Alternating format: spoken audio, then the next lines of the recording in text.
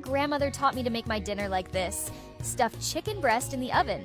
To start our recipe, we're going to make a straight cut in the center of 3 chicken breasts, and we'll open them up to leave enough space. Then we sprinkle salt to taste, black pepper to taste, and a generous amount of paprika to taste. Using my hands, I make circular motions over the chicken to spread the seasonings really well. Then we'll use 3 slices of ham, 1 for each breast.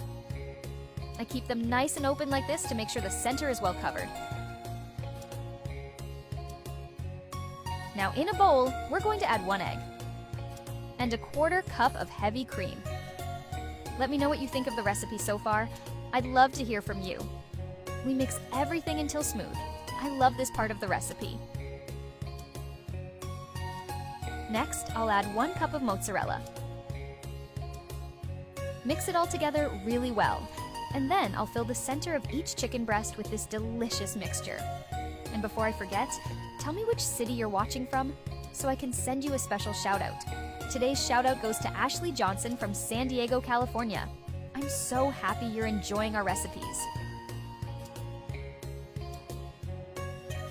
The first time I brought this recipe to work, a coworker tried it and was so surprised they asked for the recipe right away.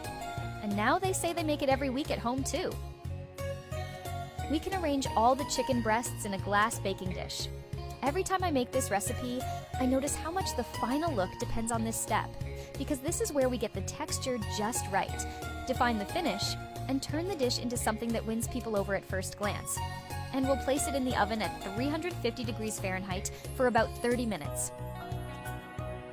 After this step, I'll top it with mozzarella to taste. I always take my time with this part, because it's the kind of thing that needs to be done carefully. If you try to rush, it ends up uneven, and that affects everything that comes next.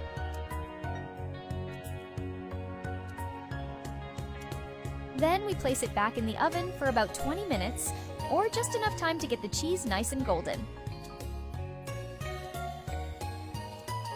I learned this recipe from my grandmother, one of those evenings when we'd cook together without any rush. I made it once just to remember her, and it ended up becoming a habit here at home.